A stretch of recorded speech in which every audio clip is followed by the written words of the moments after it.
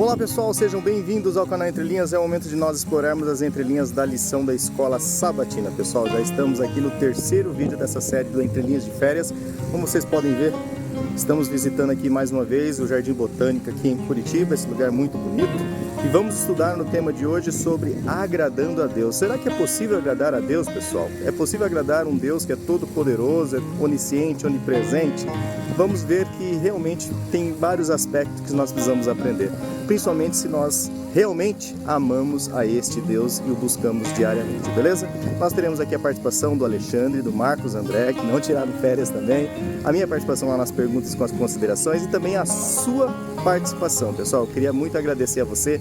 Não se esqueça de sempre se inscrever no canal, deixar seu joinha e também acionar o sininho para você receber os alertas de todos os conteúdos. E logo mais teremos mais um sermão, o terceiro sermão será o sermão do Marcos André. Beleza, pessoal? Então, chega de introdução e vamos para a lição.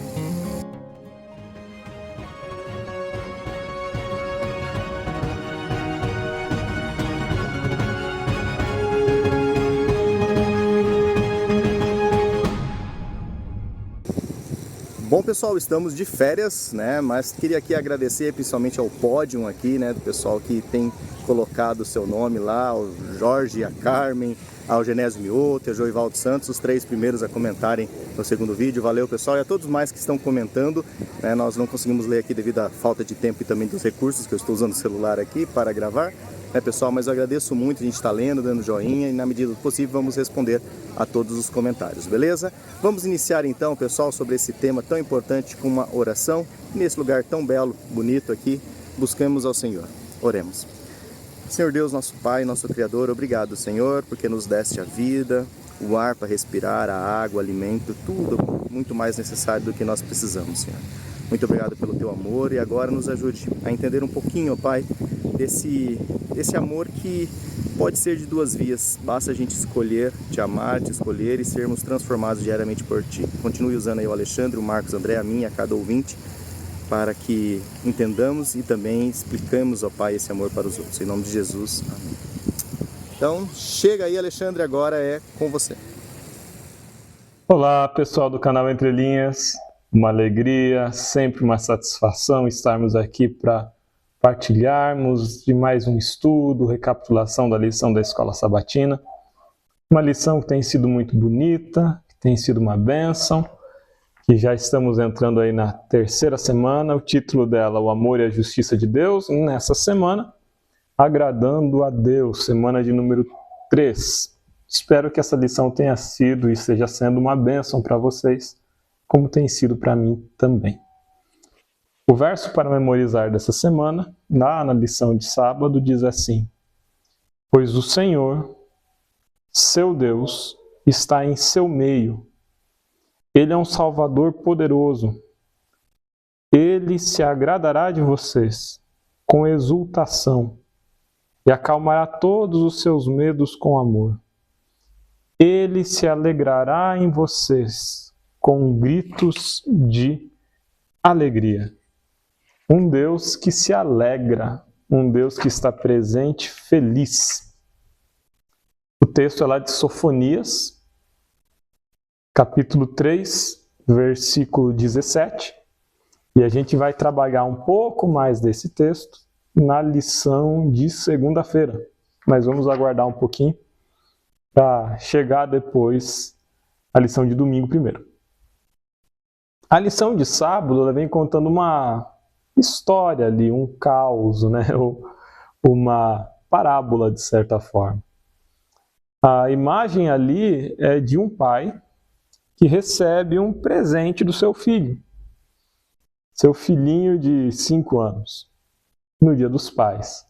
E esse pai olha para o filho e olha para o presente e fala: olha, filho, meu pai te ama, mas esse presente foi comprado com meu dinheiro ou com alguma coisa que já era minha. Então, por mais que eu te ame, você pode ficar com o seu presente que não é necessário. Eu não preciso do seu presente. Qualquer observador falaria que esse pai é um pai mau. Não porque ele foi violento, porque ele causou um dano ao seu filho, mas porque ele rejeitou o amor, rejeitou o afeto. E pode-se dizer que nesse caso até causou um dano, sim, vai tornar essa criança uma pessoa insensível ao amor. Vai produzir dano, sim, vai machucar, vai ofender.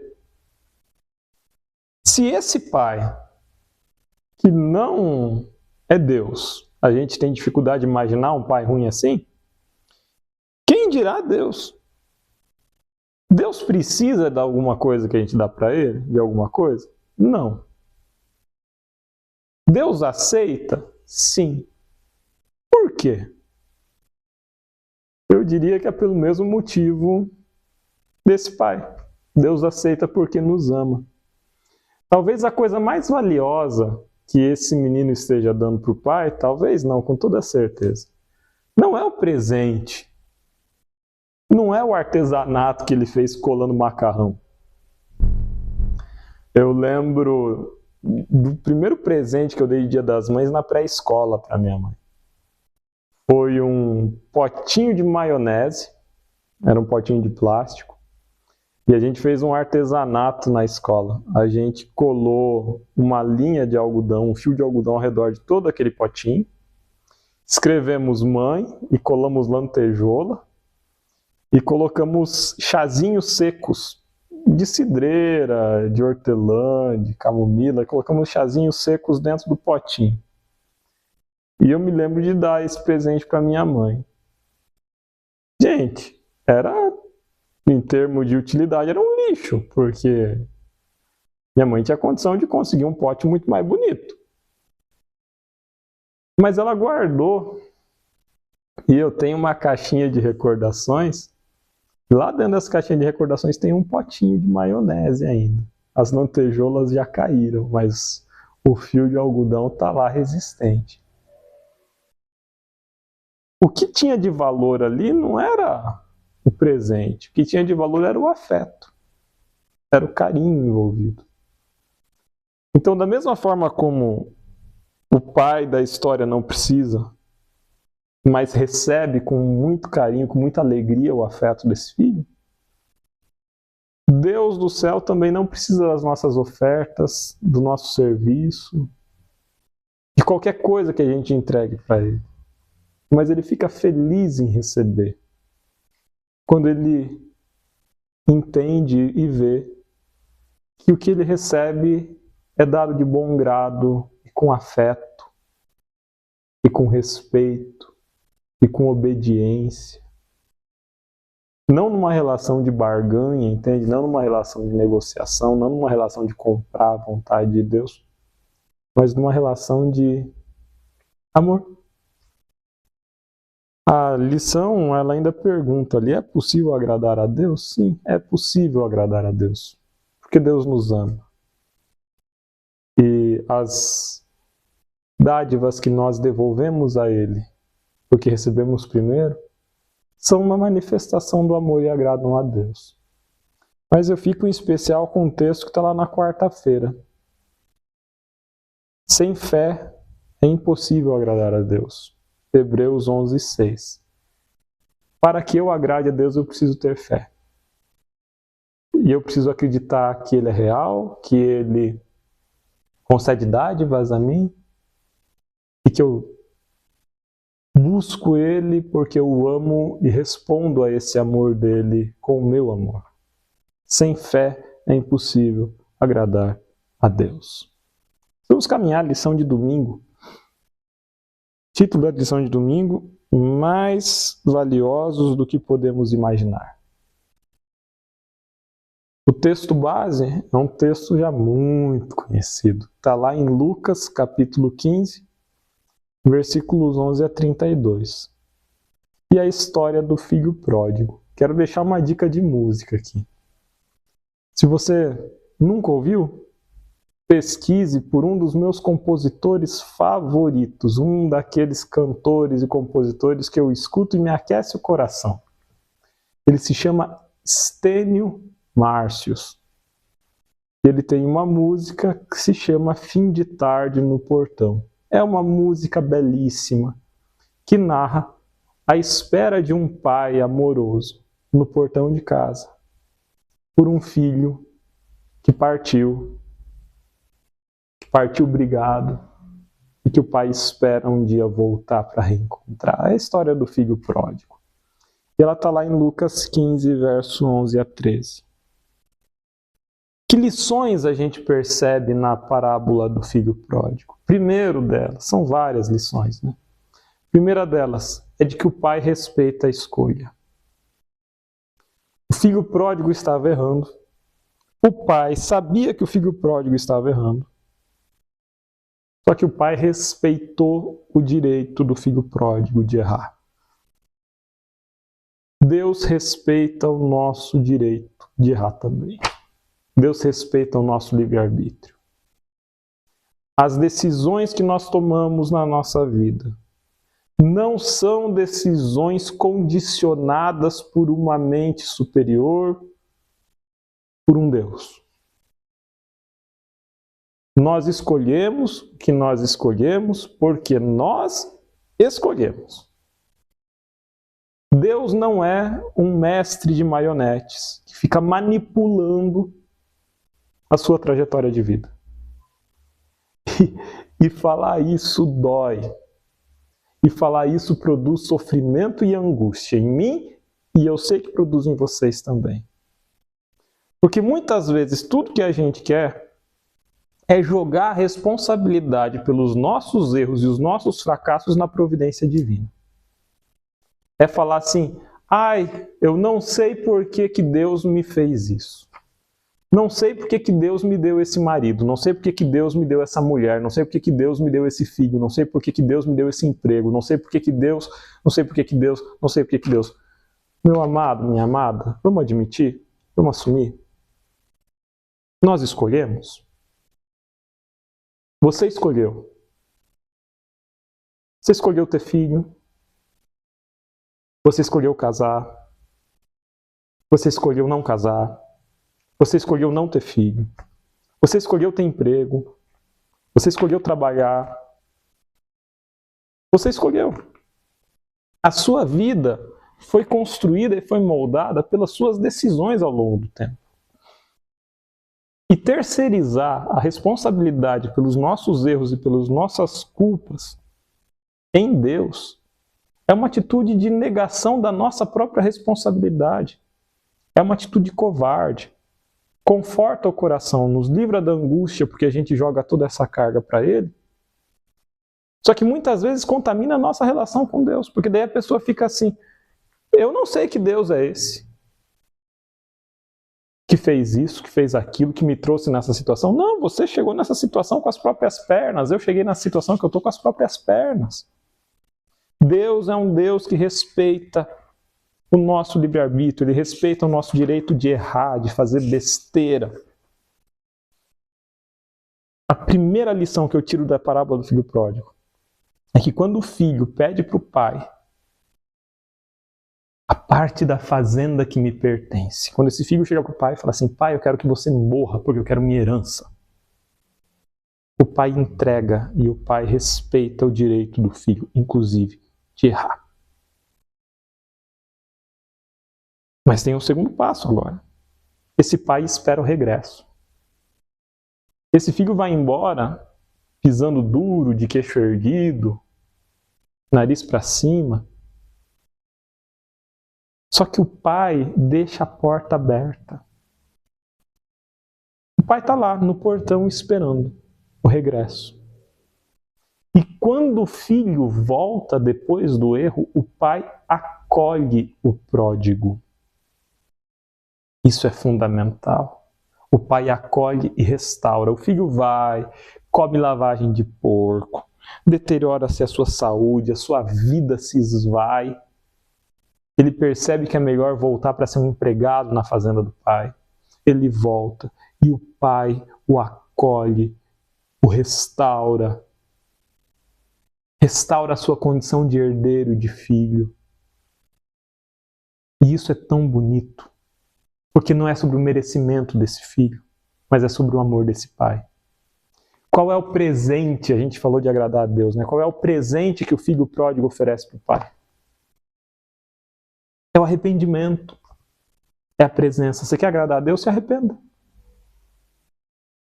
Submeta a sua vontade a dele. Dobre o seu orgulho e se prostre diante dele em arrependimento. Você vai agradar a Deus. E ele vai te acolher. Ele vai te abraçar. Se o filho tivesse ficado longe, pensando, meu pai nunca vai me perdoar.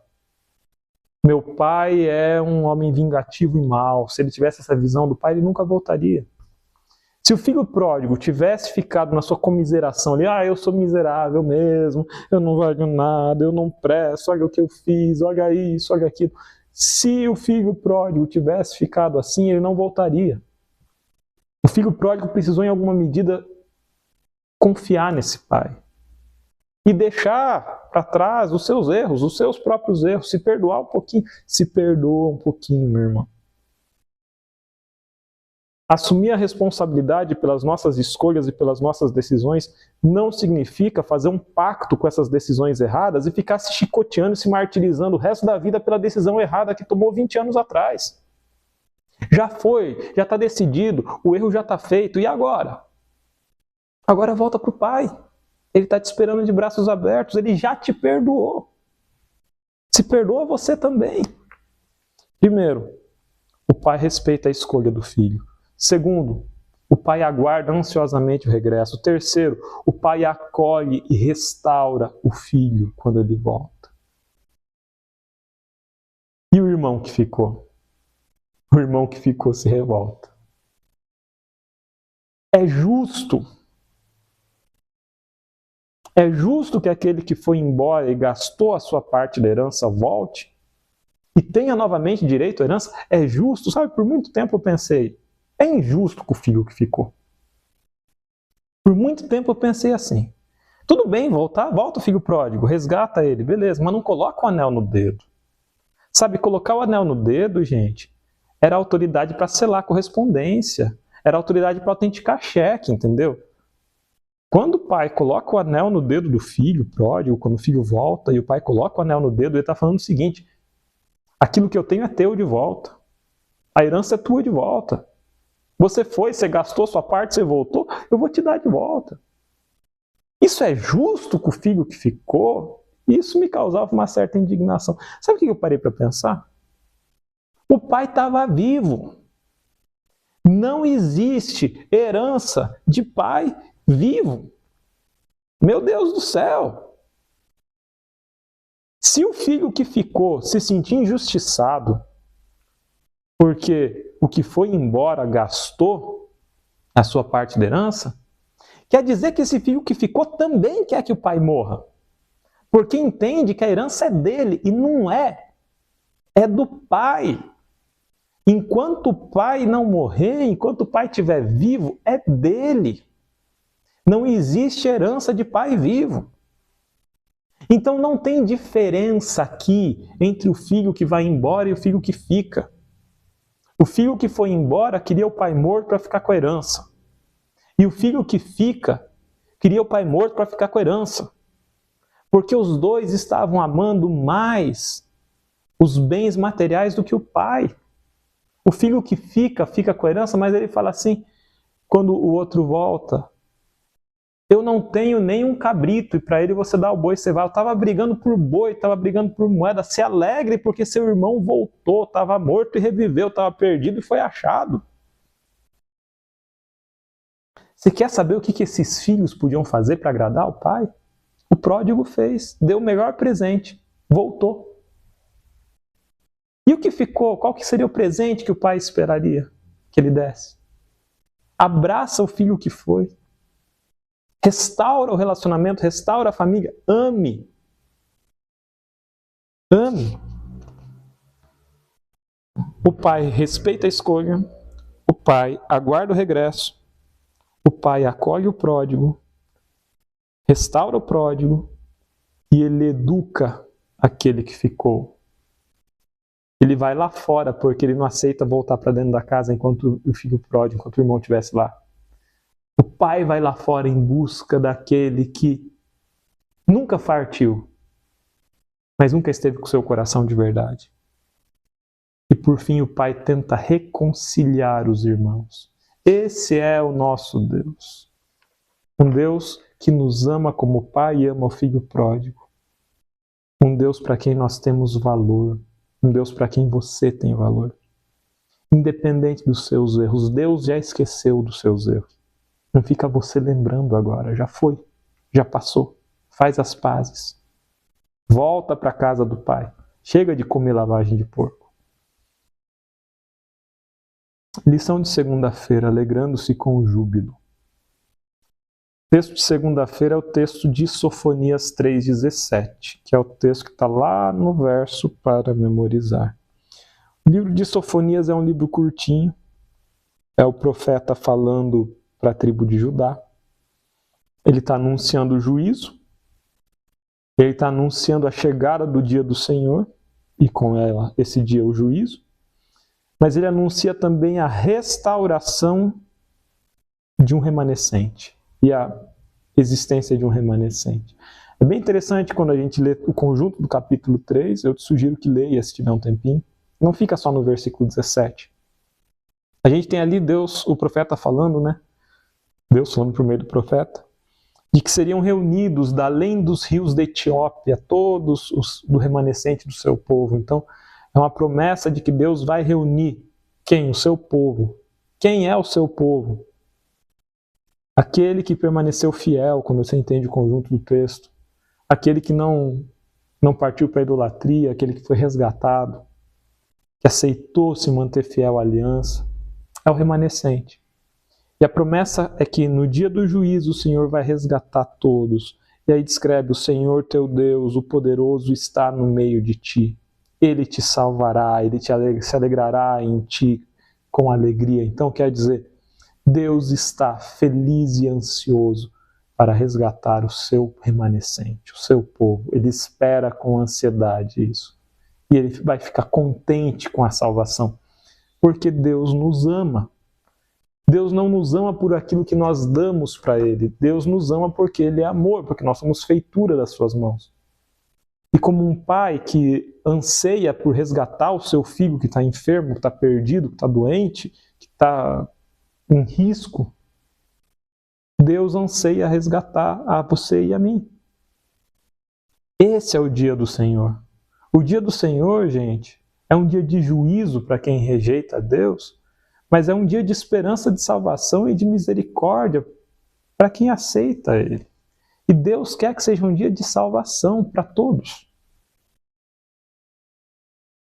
A questão 3, a última da lição de segunda, ela vem falando do tipo de amor que nós somos chamados a demonstrar e qual é o tipo de amor de Deus. E é o texto já famoso também lá de Efésios 5, 25 a 28, em que fala: vós, maridos, amais as vossas mulheres, como Cristo amou a igreja e se entregou por ela, como a seus próprios corpos.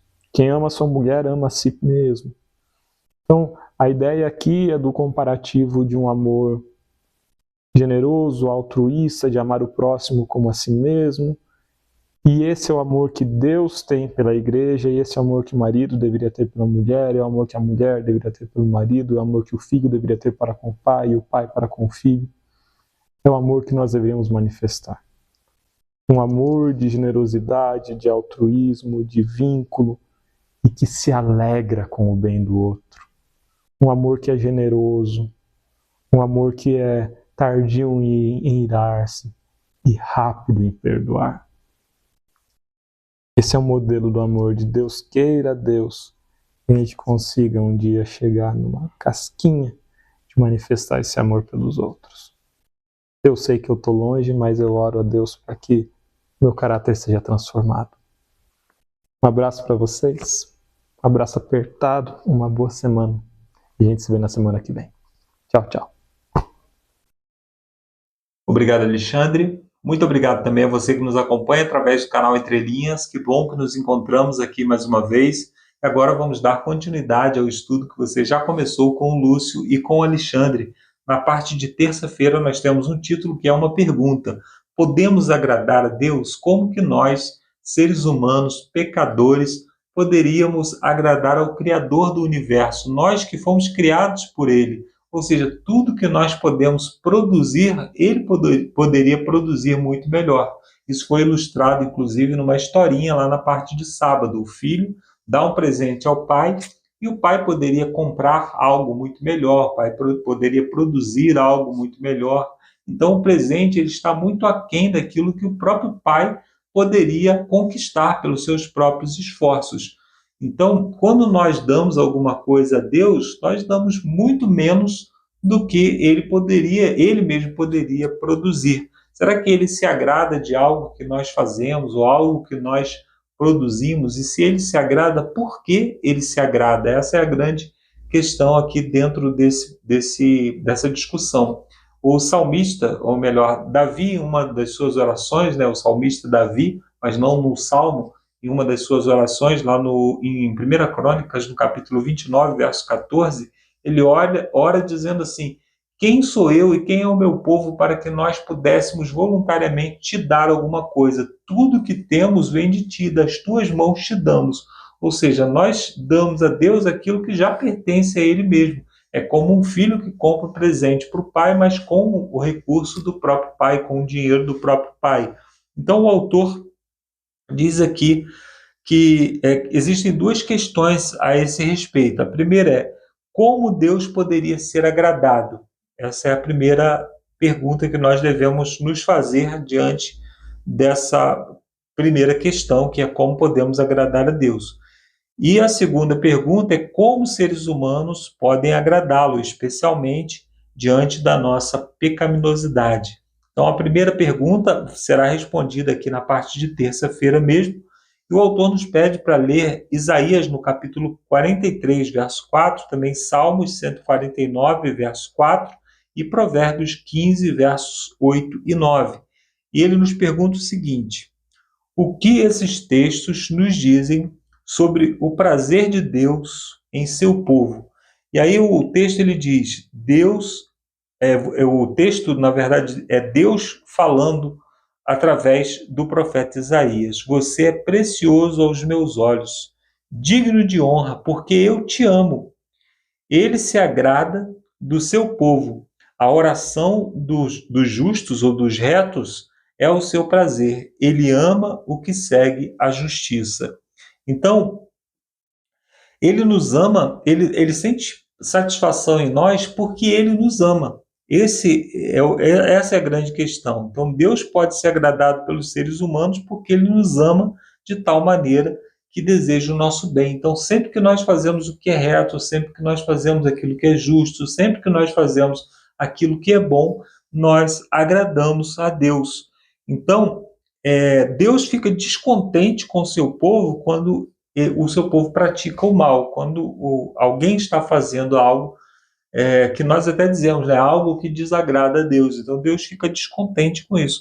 Embora o Senhor deteste o sacrifício e o caminho dos ímpios, a oração dos retos é o seu prazer. Ele ama o que segue a justiça. Então, os textos, eles falam muito mais de atitudes do que aquilo que nós fazemos. As coisas que nós fazemos, elas realmente não podem oferecer nenhum benefício a Deus, mas a motivação pela qual nós fazemos, aquilo que nós buscamos, a forma como nós fazemos, então pode agradar a Deus, porque, segundo o texto, ele se deleita, ele desagrada do mal e se deleita na bondade. O prazer e o amor divino estão em um relacionamento direto, ou seja, sempre que Deus fala de satisfação, ele também diz: eu tenho prazer nas suas atitudes porque eu te amo. Então, o Senhor ama o justo, é o que diz o Salmo 146, verso 8. E em 2 Coríntios, no capítulo 9, verso 7, diz que Deus ama quem dá com alegria. Está falando de ofertas, ofertas voluntárias. É importante notar que esses textos não dizem ou não ensinam que Deus ama exclusivamente os justos ou apenas aqueles que dão com alegria. Então, Deus ama a todos. Isso é um fato bíblico. Deus enviou o seu Filho para morrer por todos, para que todos tivessem a oportunidade de salvação. Então, para que esses textos façam algum sentido, nós devemos compreender que Deus ama aqueles que praticam a justiça, aqueles que fazem o bem, aqueles que seguem a sua vontade de uma maneira especial. Então Deus tem um amor genérico, vamos dizer assim, né? Um amor por todas as pessoas, um amor que é grandioso, afinal ele ofereceu o seu filho para morrer no lugar de todas as pessoas. No entanto, ele tem um amor especial por aqueles que fazem a sua vontade. Então, esse sentido, né, o prazer de Deus, ou o prazer naqueles que fazem a sua vontade, é um prazer que se manifesta pelas suas atitudes. Aí o autor termina aqui dizendo assim: a conexão que existe entre o céu e a terra é tão profunda que o Criador do universo se envolve de modo próximo conosco, até mesmo em nível emocional, ou seja, ele sente, ele se agrada, ele se alegra, né? Que esperança extraordinária essa verdade lhe oferece, especialmente em momentos difíceis. Então Deus ele participa de maneira pessoal das nossas alegrias, das nossas tristezas, das nossas dores. Então ele sabe muito bem, de maneira pessoal, por que nós estamos passando. Como diz lá em Hebreus, ele mesmo passou, ele mesmo foi tentado em todas as coisas. Então nós recorremos a um Deus, nós recorremos a um intercessor, a um sacerdote no céu, no caso Jesus, que viveu as nossas dores de maneira pessoal. Quando nós recorremos a ele em luto, ele também sabe o que é perder alguém. Quando nós recorremos a ele com fome, ele também sabe o que é passar fome. Quando nós estamos sofrendo tentação, nós vamos a ele e ele sabe também o que é ser tentado. Então nós vamos diante de um Deus que viveu na sua própria pele as nossas dificuldades, as nossas lutas pessoais. E na parte de quinta-feira, dando continuidade aqui, nós respondemos aquela segunda pergunta que o autor fez: de que maneira nós, seres pecadores, caídos, podemos agradar a um Deus santo? Então a primeira pergunta ela já foi respondida. Por que Deus se agrada de nós? Ele se agrada porque ele nos ama. Como que nós podemos agradar a Deus? Fazendo a sua vontade, andando nos seus caminhos, sendo justos com o nosso próximo. No entanto, nós devemos nos lembrar que nós, seres humanos, não somos justos naturalmente. E aí o autor, né, não coloca aqui o texto, né, mas eu quero lembrar de um texto bíblico que diz: não há um justo, nenhum sequer. Então, no caso, Deus não tem prazer em ninguém, nenhuma pessoa pode agradar a Deus. Será que nós só desagradamos a Deus? Aí a segunda pergunta, né, de que maneira nós, seres humanos, podemos agradar a Deus, ela tem relevância.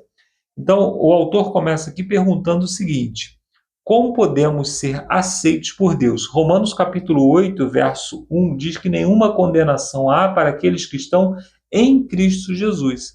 E aí no capítulo 5, também de Romanos, verso 8, diz que ele prova o seu amor para conosco pelo fato de ter enviado o seu Filho para morrer no nosso lugar quando nós ainda éramos seus inimigos. Ou seja, Jesus já havia morrido por nós quando nós ainda vivíamos em rebeldia. Então ele não encontrou nenhum justo na terra, mas mesmo assim o seu filho morreu por aqueles que o torturavam, o crucificaram, né? Então o amor de Deus ele se estende além das nossas atitudes, esse amor primordial, esse amor genérico, como eu falei anteriormente.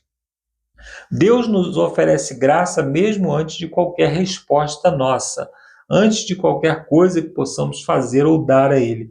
Ele nos estende a sua mão, concedendo-nos a oportunidade de aceitar ou rejeitar o seu amor. Isso é fato, nós estudamos bastante sobre isso na semana passada, e aí o texto remete a Romanos 5:8, né? Deus prova o seu amor para conosco pelo fato de ter Cristo morrido por nós quando nós ainda éramos pecadores, ou quando éramos ainda seus inimigos. Lá em Jeremias capítulo 31, verso 3, diz assim: com amor eterno te amei e com bondade te atraí. Ou seja, a bondade de Deus é que chama a atenção, que nos atrai, é o imã que nos atrai. Jesus Cristo falou, né? Quando o Filho do Homem foi levantado da terra, ou seja, quando ele foi crucificado, eu atrairei todos para mim mesmo. Então, a obra salvífica de Jesus, a bondade de Jesus, o ato de Jesus em nosso favor, nos atrai a Ele.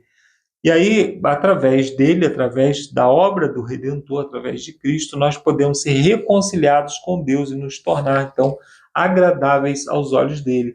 Então, é através de Jesus, é passando por Jesus, é estando ligado a Jesus, que nós passamos a produzir obras de justiça, que nós passamos a produzir aquilo que Deus espera de nós. Então, sempre que nós produzimos algo com os nossos próprios esforços, são aqueles sacrifícios que não agradam a Deus, são sacrifícios desagradáveis a Deus. Porém, quando nós oferecemos a Deus aquilo que nós produzimos em Cristo, nós agradamos, porque Jesus agradou. As palavras de Deus em relação a Jesus são: esse é o meu filho amado em quem tenho prazer, em quem eu me agrado. Então, Deus declarou que Jesus o agradava. Então, a partir do momento que nós produzimos obras ligadas a Jesus, nós agradamos a Ele também. Aí 1 Pedro, no capítulo 2, versos 4 a 6, diz que nós somos pedras vivas, inclusive é o título da lição de quarta-feira. Nós somos pedras vivas que somos edificados sobre a pedra principal. Inclusive aqui eu abro até um parênteses, né? Existem os nossos irmãos católicos que dizem que aquela declaração de Jesus, quando Pedro declarou ser ele o Cristo, ele diz assim: tu és Pedro e sobre esta pedra edificarei a minha igreja. Eles dizem. Então ele se referiu a Pedro como uma pedra e disse que sobre Pedro ele edificaria a sua igreja. E aí então os nossos irmãos católicos creem que Pedro foi o primeiro papa e a partir dali a igreja. Isso é uma entrelinha, tá? Não está na lição não. Então, a partir de Pedro, edificada sobre Pedro, surgiu a igreja. No entanto, o próprio Pedro aqui reconhece que Jesus é a pedra angular. No verso 9 aqui desse texto, ou no verso 6, não me lembro, ele diz: essa é a pedra sobre a qual nós devemos ser edificados, aquele que foi lançado. Ele é a pedra de esquina. Então, Pedro se refere a Jesus como pedra. Então, Jesus ele é a pedra principal da igreja. Nós podemos ler isso também lá numa declaração de Paulo, feito em Efésios, no capítulo 2, verso 20. Ele diz que a igreja é fundamentada sobre o fundamento dos apóstolos, dos profetas, e Cristo é a pedra fundamental, né? Então, a igreja de Cristo ela não é fundada sobre seres humanos, ela é fundada sobre o próprio Cristo, sobre a rocha principal. O fundamento da igreja é um fundamento inabalável, né? Então, fechando aqui a entrelinha, vamos voltar aqui ao texto. Então, 1 Pedro, capítulo 2, versos 4 a 6, nós devemos comparar com Hebreus, capítulo 11, verso 6, o que esses textos nos dizem sobre como podemos agradar a Deus. Então, ali ele diz assim: chegando-se a Cristo pela fé, nós somos edificados como pedra espiritual que agrada a Deus, como nós produzimos, né, obras espirituais, sacrifícios espirituais que agradam a Deus, é o que diz o livro de Pedro, em 1 Pedro, no capítulo 2. E como que nós podemos nos achegar a Cristo e produzir e sermos edificados sobre Cristo? É pela fé, quando nós cremos, quando nós recebemos Cristo como nosso Salvador, como nosso mentor, como nosso exemplo, como o nosso guia, como a luz que nos ilumina o caminho, como aquele que nos leva e nos conduz ao Pai, como aquele que intercede por nós no santuário celestial. Ou seja, quando nós aceitamos todo o ministério de Jesus Cristo, nós estamos recebendo Jesus como a nossa pedra angular, como a nossa pedra de esquina, como a nossa pedra de fundamento. Aí nós somos edificados sobre ele. A palavra edificar significa construir. Então, nós somos uma casa viva, né? Nós somos uma casa espiritual e nós somos como pequenas pedras. A pedra era o material de construção daquela época, como se fossem tijolos, né? Então, quando nós vamos nos juntando, é como se nós fôssemos formando as paredes, os fundamentos, as portas dessa casa espiritual de Deus. Mas embaixo de tudo isso, ou seja, como base, como fundamento de tudo isso, está Cristo.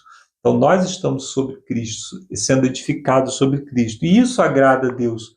O que agrada a Deus, então? Quando nós estamos em Cristo, quando nós estamos sobre esse fundamento.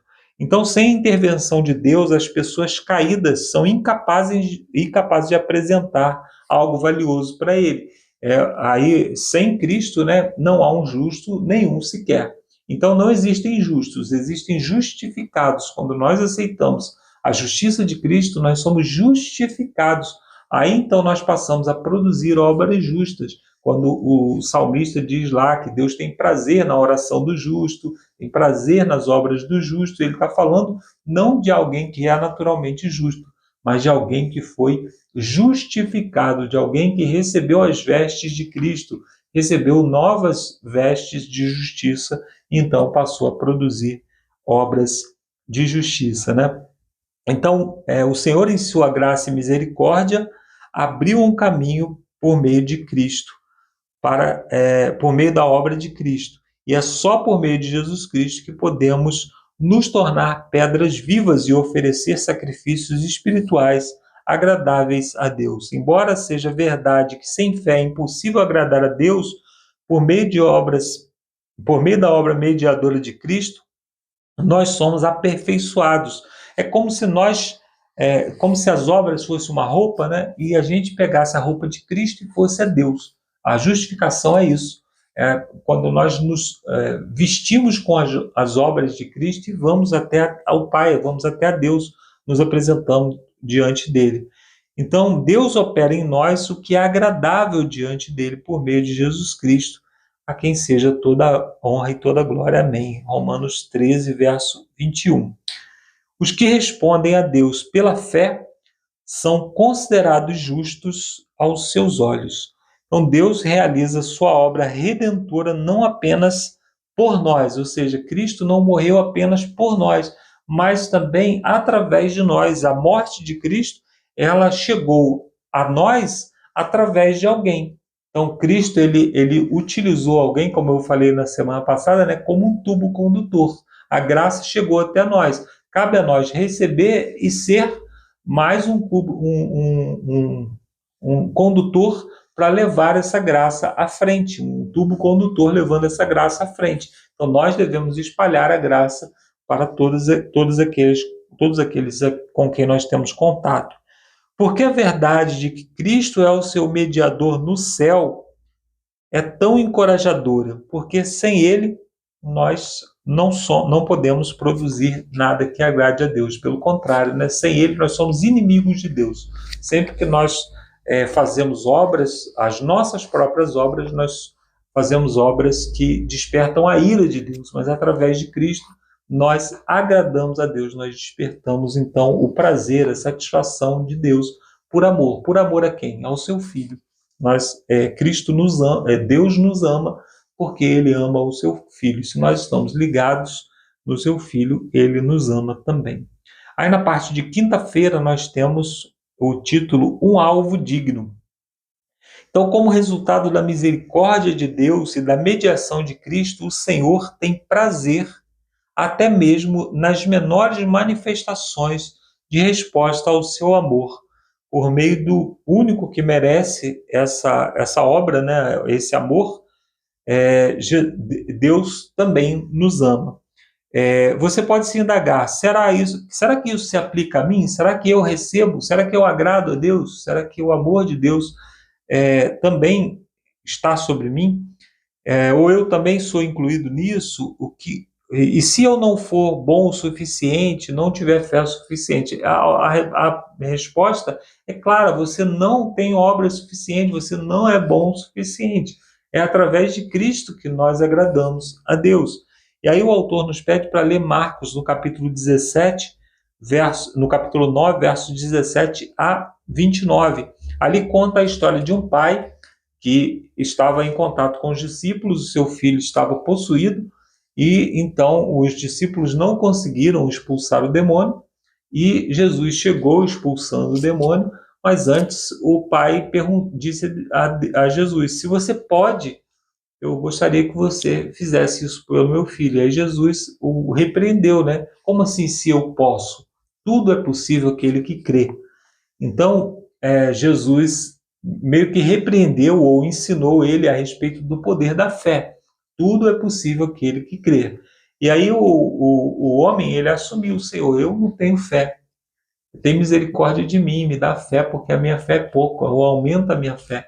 E Jesus, então, não o repreendeu mais, pelo contrário, curou o seu filho e se agradou daquela atitude de reconhecer que a sua fé era insuficiente, que as suas obras eram insuficientes, que ele era digno da misericórdia de Deus.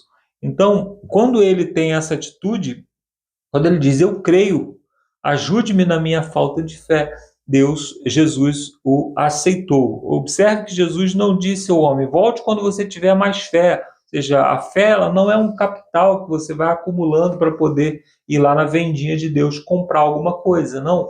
A fé é algo que você oferece a Deus aquilo que você tem, o pouco que você tem, e ele produz. A fé, inclusive, é um dom, né? O apóstolo Paulo, ele trata lá em 1 Coríntios, no capítulo 13, da fé como um dos dons e um dos maiores dons que é dado. O dom é um presente, é algo que Deus nos oferece. Então, se você não tem fé, faça como esse homem: tem misericórdia de mim, me dá fé. Eu tenho que pedir fé o tempo todo. A minha fé, ela é sempre muito racional, eu preciso de evidências, e aí eu uso toda a minha fé para crer na Bíblia, porque a partir da Bíblia eu posso então ter elementos que me deem base para crer na ação de Jesus. Então, por exemplo, eu não posso perceber Jesus ao meu lado em algum momento, mas pela fé que eu tenho na Bíblia, eu me lembro da promessa de Jesus: eis que estou convosco todos os dias até a consumação dos séculos. Então eu sei: Senhor, não consigo perceber a tua presença aqui, mas pela fé, pela pouca fé que eu tenho, eu creio que o Senhor está aqui comigo. Então, quando nós temos pouca fé, nós temos que admitir isso diante de Deus e pedir que Ele nos auxilie. E aí o autor diz que sem fé, embora sem fé seja impossível agradar a Deus, ainda assim Jesus aceita até mesmo a menor manifestação de fé, uma manifestação mínima. É por meio da fé, pela mediação de Cristo e pela obra de Cristo em nosso favor, que podemos agradá-lo. Então, agradar a Deus é através de Cristo. Quando nós nos oferecemos, né, com aquilo que temos, com o pouco que temos a Deus, através de Cristo, Deus nos aceita e tem prazer na nossa atitude. Devemos ter o propósito de lhe agradar. Tem alguns textos aqui citados do apóstolo Paulo, né, dizendo que nós devemos ter isso como atitude, ou seja, agradar a Deus deve ser algo que ocupa o nosso pensamento. Ou seja, nós devemos fazer algo para agradar a Deus de maneira intencional. Eu devo ter isso como propósito de vida. Eu devo pensar: Senhor, me ajuda a te agradar, o que te agradaria nessas circunstâncias. Então, nas dificuldades que nós temos na vida, ou seja, naquelas indecisões que nós temos, nós podemos nos questionar: Senhor, nessa decisão aqui, o que te agradaria mais? E com base na resposta, nós podemos agir de maneira intencional. Isso vai produzir obras que agradam a Deus? Não, mas ele vai entender que aquilo foi um ato de fé que nós apresentamos a ele. E ele, então, a partir daquele momento, ele começa a ter prazer nas nossas atitudes, não pela nossa atitude, mas pelo amor que ele tem por nós. É uma comparação bem esdrúxula, né? Mas quando a gente tem um animalzinho de estimação e o animal demonstra algum tipo de carinho pela gente, a gente fica feliz, apesar de saber que aquilo muitas vezes ele está querendo nos agradar só para ganhar comida, mas a atitude dele de estar perto, de estar ali se esforçando de alguma forma para nos agradar, aquilo nos alegra. E a mesma coisa, em graus diferentes, né, mas a mesma coisa pode acontecer quando nós nos aproximamos de Deus. Nós nos esforçamos para agradar a Deus, e não é o nosso esforço que vai criar mérito diante de Deus, mas a nossa atitude é recebida por Deus como um pai que recebe um rabisco do filho como se fosse uma carta de amor. Um pai que recebe um presente do filho que foi comprado com seu próprio dinheiro, mas recebe pelo amor que ele tem ao filho e não pelo presente. Então, aquela história que ilustra lá no início, ela pode ser respondida da seguinte forma: Deus, o que você está oferecendo a Deus é insuficiente para agradá-lo, mas o seu ato de amor a Deus agrada porque Ele te ama. Então, o amor de Deus é suficiente para que Ele tenha prazer em nossas atitudes, em nossos atos de fé.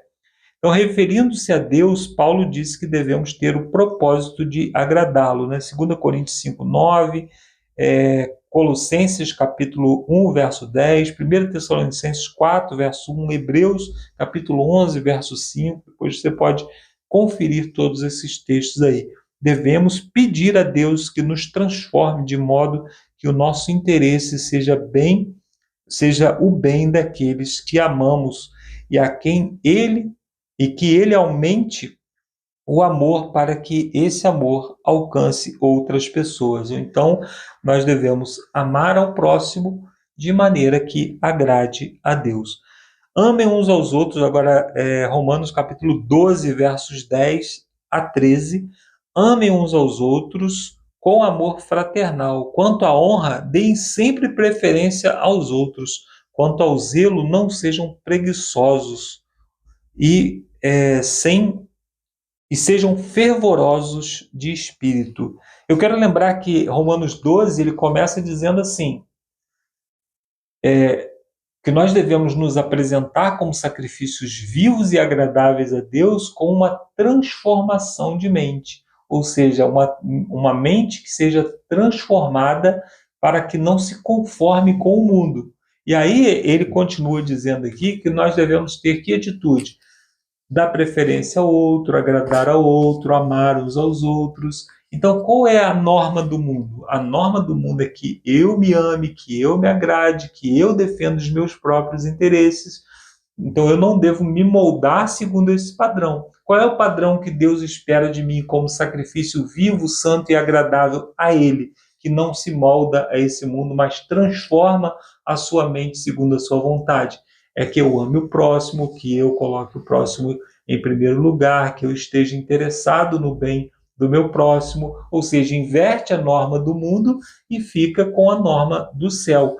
Então, quando nós fazemos obras em favor do próximo, não para agradar a Deus, mas porque nos compadecemos do próximo, porque temos prazer em servir aqueles por quem Jesus morreu, aqueles a quem Deus ama, essas atitudes são atitudes que invertem a polaridade daqueles que vivem nesse mundo, mas que não estão mais em acordo ou em conformidade com as atitudes desse mundo. E o autor termina aqui perguntando: se Deus nos aceita em Cristo, quanto mais devemos aceitar aos outros? A ordem é amar ao próximo como a si mesmo. Tanto em Levítico 19, né, não é um mandamento novo, e Mateus capítulo 22, verso 39.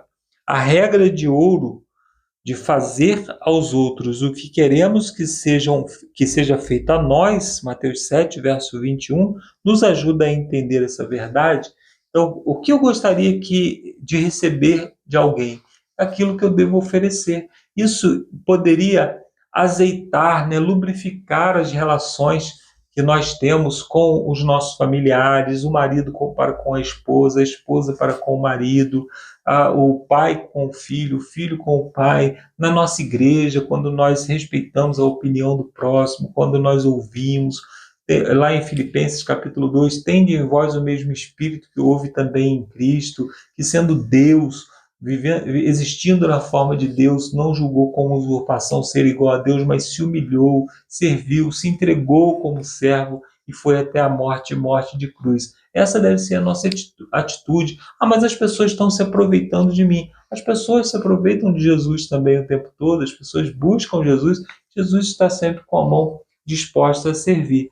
Nós não servimos aos outros esperando agradecimento, esperando boas atitudes, esperando aquilo que o outro possa nos oferecer. Nós servimos ao outro porque Jesus morreu pelo outro. Nós servimos ao outro porque essa é a vontade de Deus. Que Deus nos abençoe e que transforme o nosso espírito, transforme a nossa mente, transforme o nosso coração, para que nós não nos conformemos com esse mundo, mas que sejamos transformados pela manifestação do amor de Deus em nós. Eu termino aqui essa minha participação. Agora você fica com o Lúcio, com as perguntas de sexta-feira. E na semana que vem estaremos aqui novamente, se Deus assim nos permitir. Um abraço, até a semana que vem. E agora é com você, Lúcio. Valeu, Marcos André. Agora é comigo aqui. Valeu também o Alexandre, firme e forte. Valeu a você que chegou até aqui no vídeo, pessoal. Muito obrigado aí pela sua companhia. Vamos aqui às perguntas para consideração de sexta-feira. São só duas perguntas, né? A primeira pergunta é assim: o que significa receber de maneira altruísta? Como você acha que será a relação entre dar e receber no céu e na nova terra? Uma pergunta bem interessante, né? O altruísmo, como a gente tem estudado aqui, né? O altruísmo, na verdade, é o antônimo, né? É o contrário de egoísmo. Então, ser altruísta, né? É pensar no próximo antes mesmo de pensar em si. Olha só, não é pensar em si, né, para você te fazer feliz ao fazer o bem aos outros. Nós tivemos inclusive uma discussão no grupo lá no Família Entre Linhas, né, que a gente estava discutindo sobre isso. O pessoal tá animado, né? Faz tempo que eu não chamo vocês para entrar no grupo, mas quem não faz parte do grupo Família Entre Linhas, tem os links aqui para você participar dos grupos Família Entre Linhas 1, 2 e o ADM, beleza, pessoal? Altruísmo, como você acha que será a relação entre dar e receber no céu? Pessoal, é uma pergunta bastante interessante. Como que será essa relação no céu? Porque hoje, querendo ou não, quando você se aproxima de uma pessoa, muitas vezes o cérebro humano, né, tende a pensar assim: o que essa pessoa pode te oferecer? O que essa pessoa pode lhe dar de bom? E aí, se o seu cérebro dá um estímulo positivo, né, essa mente secular, egoísta, ela se aproxima, ela agrada as pessoas. Mas quando você identifica que essa pessoa muitas vezes não vai te dar nada, às vezes vai até só te sugar, você tende a se afastar dessa pessoa e não oferecer nada para ela, né? Então, e às vezes você não entende, né? Não tenta entender um pouco aí de empatismo, né? De empatia, para você realmente chegar perto da pessoa e entender por que ela age daquele jeito, sabe? É muito importante a gente ter essa empatia. E lá na nova terra e no novo céu, que tipo de relação será que nós vamos ter? Será que nós vamos também ter essa relação? Novamente eu repito, né, que esse corruptível, esse mortal precisa ser revestido do imortal, do incorruptível, mas mesmo assim antes nós podemos, como nós aprendemos aí com os meninos, aprender um pouco mais a praticar nessa terra esse amor de Deus. E lá no céu, provavelmente, né, vai ser o mesmo caráter que nós estamos desenvolvendo aqui, né, de amar as pessoas, de compreender, de estar perto das pessoas, de estar perto delas, né, simplesmente para você estar mesmo, oferecer companhia, oferecer uma ajuda. Não sei se no céu, né, nós vamos precisar ajudar alguém, creio que não, mas é uma coisa inimaginável, né, o que o olho humano não viu, o pensamento não pensou, nada. É isso que Deus tem preparado para nós, mas de qualquer forma no céu nós não teremos uma relação de troca, né? Claro que uma relação de troca, porque Deus vai nos dar, né, a vida eterna e nós vamos estar sempre na presença dele. Chegando de longe, a pergunta 2. De um ponto talvez além do alcance do telescópio espacial James Webb, os seres celestiais se dirigiram a Daniel como Hamudot, né, que significa amado, desejável, precioso. E fizeram isso 3 vezes, lá em Daniel 9:23, também em Daniel 10:19 e também em Daniel 10:11. O que isso diz sobre Deus? Entre falar para um ser humano como Daniel, amado, desejável, precioso. O que diz sobre Deus? E a segunda parte da pergunta: ele está próximo de nós? Isso lhe traz esperança?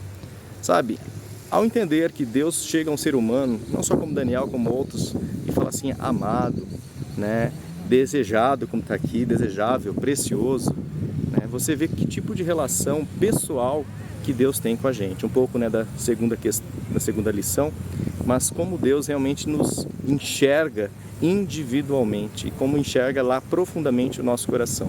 Naquele momento Daniel estava buscando a Deus de forma muito intensa. Ele estava angustiado, né, pela estadia deles lá na Babilônia, que já estaria vencendo o prazo, né, e ele estava lá orando. E o anjo chega para ele e fala: "Ô meu Hamudot, eu não sei como se pronuncia isso aqui, tá? Mas ô meu amado, meu desejável, meu precioso." Será que Deus chega para você e pode falar: "Ô minha amada, meu amado, meu querido, meu precioso, minha preciosa"? Sabe, irmãos, precisamos, né, desenvolver esse tipo de relação. É isso que nós buscamos, na verdade, ao estudar a Palavra de Deus. Muitos buscam estudar a Palavra de Deus, parece que para esfregar a verdade bíblica na cara dos outros. Não é essa a intenção, né, irmãos? Temos aprendido aqui no canal Entre Linhas que a intenção é praticar, é levar o amor, levar a salvação às pessoas e não levar à condenação. E como Ele está próximo de nós, claro, com certeza. E a segunda parte, isso lhe traz esperança.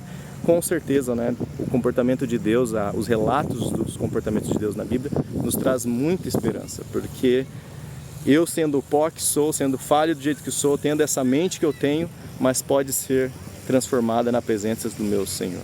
E ao estar com Ele, olha quantos privilégios nós temos também, mesmo nesse mundo, né? Deus tem cuidado de nós, tem cuidado aqui, dado saúde, disposição de livrar-nos aqui todos os males nessas cidades, nesses passeios. Deus tem cuidado de nós. Então, eu convido a você a buscá-lo a cada dia, se entregar e não deixar de estudar aí a sua lição, porque esse trimestre a lição está muito boa. Beleza, pessoal? Vamos ver no quarto vídeo, então, no quarto tema, um Deus apaixonado e compassivo. Confesso que quando eu vi esse tema, apaixonado e compassivo, né, me deu uma pulga atrás da orelha, mas nós vamos aprender muitas coisas. Então, vamos terminar esse vídeo com uma oração, assim como nós começamos? Oremos. Santo Deus, obrigado, Senhor, porque o Senhor é um Deus pessoal, um Deus de relacionamento, Senhor. Obrigado porque o Senhor vai mostrando cada vez mais quão errado nós somos. Nós somos tão falhos, somos tão egoístas, ó Pai, mas ao pensarmos em Ti, ao entrarmos em contato com Ti, nós vamos sendo transformados pela Tua presença, Senhor. Continue essa obra em cada um, em cada ouvinte. Obrigado porque estamos concluindo aqui mais um belíssimo estudo. Nos ajude agora a praticar, Senhor, principalmente com os nossos queridos, com aqueles que nós temos às vezes alguns rancores guardados, algumas rixas, Senhor. Nos ajude, Senhor, nesse momento, nessas viradas de ano, nessas festas, nesses encontros. Nos ajude a abraçar e a amar e nos prepararmos para viver no céu, na Tua santa presença. Não sejamos hipócritas naquilo que nós lemos, naquilo que nós pregamos. Em nome de Jesus oramos. Amém. Então, pessoal, fiquem com Deus e mais um pouquinho aqui do Jardim Botânico de Curitiba.